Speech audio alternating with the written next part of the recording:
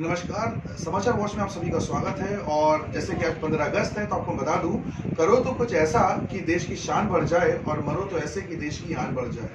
और भरो अपनी पिचकारी में वो 3 रंग कि जिस पर भी पड़े वही एक हिंदुस्तान बन जाए। तो जी हाँ बहनों, भाइयों बहनों, आज हम लोग आ चुके हैं और हमारे साथ कर्नल जाहिद सिद्दीकी जी हैं, जो हम लोग को बताएंगे आज जिस तरह से आर्मी के जो सोल्जर्स होते हैं वो किस तरह से सरहद पे रहते हैं, क्या क्या परेशानियों का उनको सामना करना पड़ता है। आइए मुझसे करते हैं खास बातचीत। सर, मैं आपका नाम जान सकता हूँ सर? मैं कर्नल डॉक्टर जाहिद सिद्दीकी, सेना medal, veteran 74 armoured regiment. Sir, किन तरह की प्रॉब्लम्स को फेस करना पड़ता है हमारे एक सिपाही को जब वो एक सरहद पे होते हैं सर? देखो, जो सोल्जर्स हैं, पहली बात तो इनका जो फौज का बेसिक और पहला काम ये है कि देश की सरहदों को महफूज रखना और उनकी हिफाजत करना किसी भी बाहरी हमले से, एक्सटर्नल एग्रेशन से। ये फौज का पहली जिम्मेदारी है। तो चूंकि हमारे बॉर्डर्स जो है बड़ी यूनिक है हिंदुस्तान में, जहाँ डेजर्ट भी है, कोस्टल एरिया भी है, माउंटेन भी है और हाई एल्टीट्यूड भी है, सियाचिन के लेवल तक भी है, और जंगल्स भी हैं। तो इतने बड़े बॉर्डर को हिफाजत करने के लिए आपको उतनी ही मिकदार की, उतनी अच्छी ट्रेनिंग की जरूरत होती है। तो जो सोल्जर्स हैं वो पूरे हिंदुस्तान से, हर स्टेट से जाते हैं और एक सिलेक्शन प्रोसेस होता है, उस तरीके से वहाँ पहुँचते हैं और उनको, उनकी बॉडी को 2 तरीके से ट्रेन किया जाता है। पहली बात तो physical and second is psychological. Physical तरीके से कि उसमें इतनी जिस्मानी कुव्वत होनी चाहिए कि वो एक्सट्रीम वेदर्स को, किसी जहाँ पर जैसे राजस्थान में अगर चले तो टेम्परेचर अबाउट 48-49 डिग्री जी, उसको बर्दाश्त कर सके।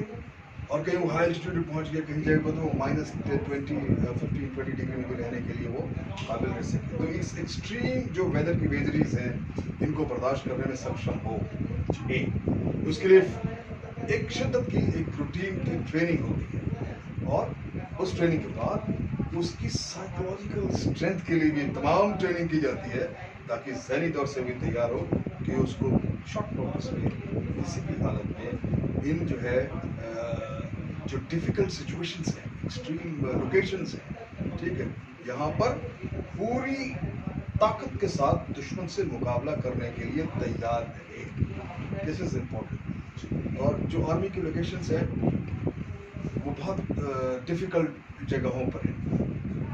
तो मैं तो यहाँ तो कहता हूँ, अगर ऐसा तो नहीं कि 24 घंटे दुश्मन से लड़ता ही रहता है, ऐसा नहीं है।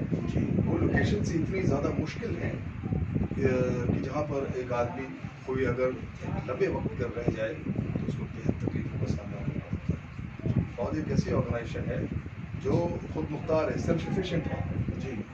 बात अलग है कि वो अपने जवानों के देख रेख के लिए सक्षम है और किसी की उसको सपोर्ट की जरूरत नहीं है, मगर फिर भी एक जवान के लिए बहुत मुश्किल और बहुत डिफ़िकल्ट चैलेंज है, चुनौती है कि फौज के इन मुश्किल लोकेशंस में रहता है और मुस्तैदी से अपना काम करता है और जरूरत पड़ने पर दुश्मन को हराता है। सर, आपने अपनी पूरी जिंदगी आर्मी को दे दी सर। आप अपना कोई पर्सनल एक्सपीरियंस शेयर करना चाहेंगे हमारे दर्शकों के साथ कि किस तरह से आपने प्रॉब्लम्स का फेस किया, या आपका कोई पर्सनल एक्सपीरियंस हम चाहते हैं जो आपने इस जॉब के दौरान आपने फेस किया सर? बेशुमार है, हर रोज ही चुनौती है, चैलेंज है। ट्रेनिंग के दौरान भी चैलेंज है और ऑपरेशन के दौरान भी चैलेंज है। एक वाकया मुझे याद आता जो नॉर्थ ईस्ट में मेरे साथ हुआ है। एक जगह है अम्बरेशु, समडेल, वो जो है वो नेशनल हाईवे पे है और वो जाके मोरे एक टाउन है जो इंडिया का, हिंदुस्तान का आखिरी टाउन है, और उसके बाद टामू स्टार्ट होता है जो बर्मा का टाउन, और बॉर्डर पोरस है। तो जितने भी उग्रवादी हैं, मिलिटेंट्स हैं, बड़ी आसानी से बॉर्डर क्रॉस कर सकते हैं, आ सकते हैं। तो एक बहुत ख़तरनाक ऑर्गेनाइजेशन जो मणिपुर में ऑपरेट करता था, NSCNI, हमें खबर मिली, हमारे इंटेलिजेंस सोर्सेज होते हैं पूरे एरिया में जी, हमें खबर मिली कि जो है उन्होंने मोरे में एक बैंक को लूटा और वो बैंक लूट कर वहाँ से तमाम पैसे लेकर चंडेल की तरफ चलते। वो जंगल है, बहुत पहाड़ियाँ हैं, जंगल है, hills and jungles, and they running, escaping towards. Our job was to stop them before they इससे पहले कि वो बर्मा क्रॉस कर जाए जी। उनको पकड़ना था जी। तो जैसे खबर मिली तो फटाफट बेसिक ड्रिल होती है, बैटल्स होती है, जो ट्रेन कमांडोज होते हैं 30-32 साल के लिए, तो हमने अपनी तैयारी की कि हम उनको जो है रिकवर कर सकते हैं और पकड़ सकते हैं। तो हमें मालूम है एक गांव है लारौन कोना एक गांव था जी, वो हिल के टॉप पे था कि वो वहां से भागे और रात के वहां पे रुकेंगे और सुबह फिर वहां से जाएंगे। तो वी स्टार्टेड वॉकिंग, पूरी रात भर हम लोग चले, इतने मुश्किल उस जंगल में आप रात भर चले, वो जवान सोल्जर आपको जो है टोटल सीक्रेसी मेंटेन करना है, किसी भी हालत में आवाज़ नहीं करनी है, किसी को लोगों को पता भी नहीं होने देना है, और अपने आप को छुपाना है, कैमोफ्लेज भी करना है सो दैट आप वहाँ उस लोकेशन पर पहुँच सकें। रात भर चलना है और सुबह जब आपने अपनी पोजीशन पर पहुँचना है उस तमाम एरिया को कॉर्डन करना है ताकि वो भागे नहीं, और इतना एग्जॉस्ट होने के बाद पूरी एनर्जी रिटेन करना है कि उसके बाद शूट आउट आपको जो है सर्च शुरू करनी है जी। और जब सर्च शुरू होती है तो आप पहाड़ के ऊपर चलते हैं। तो जो मिलिटेंट्स है तो वो भी हाईली ट्रेंड होते हैं, यंग होते हैं, यंग प्रोफाइल होता है, वो वहाँ ऑपरेट करते हैं और उनको लोकल सपोर्ट होता है। तो वो क्या करते हैं कि अपने स्टॉप्स, अपने प्रहरी, अपने सेंटर्स लगाते हैं, कोई आ तो नहीं रहा, और बड़े सोल्जरली वे में, और कुछ आराम करते होते हैं। तो जैसी पहली लाइट पे हम लोग ऊपर पहुंचे उस गाँव के, अब मुड़े ही थे कि उनकी जो फिक्स एलएमजी थी उसे फायर हो गई, और उसने एक बर्स्ट, हमारे 2 जवान घायल हुए गिरे, और एक बार गोली चल जाए तो सब जाग जाते हैं, फिर कोलेट्रल एवरीबडी इज फायर, फिर there is no secrecy in the operation. जी जी।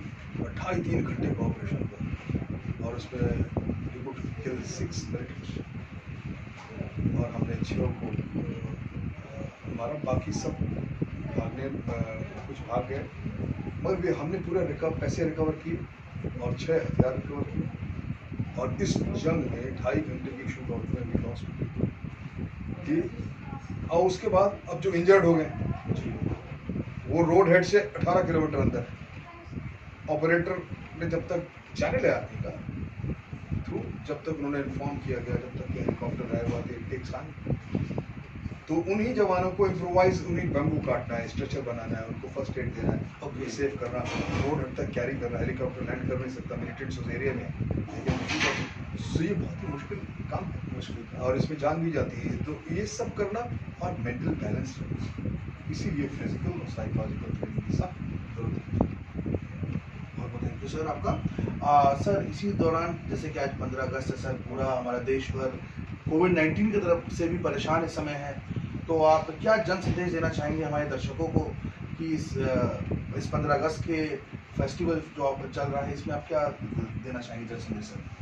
मेरा तमाम सिपाहियों की तरह मेरा भी ये कन्विक्शन है, और मैं अपने तमाम देशवासियों को, मुल्क के बाशिंदों को एक ही बात कहना चाहता हूँ, हालात कैसे भी, हौसला कभी हारे हैं और न हारेंगे, तुम्हारे ये मातृभूमि, तुम्हारे इश्क में ये जिंदगी गुजारेंगे, क्या बात है, we shall not give up, and we're going to spend our life for the protection of this country and the countrymen.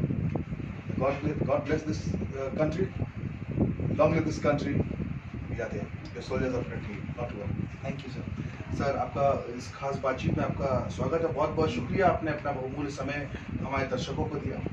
तो ये थी हमारी खास बातचीत कर्नल जाहिद सिद्दीकी जी के साथ, जिन्होंने बताया, अपने एक्सपीरियंस को शेयर किया कि किस तरह से इन जो फौज होती है हम लोगों के लिए लड़ती है, इसीलिए कहते हैं ना, हम अपने जान के दुश्मन को जान कहते हैं और रहते उसी भूमि पे है जिसको हम हिंदुस्तान कहते हैं। मैं विशाल विलियम्स, समाचार वॉच, कानपुर नगर, कैमरामैन अर्पित के साथ।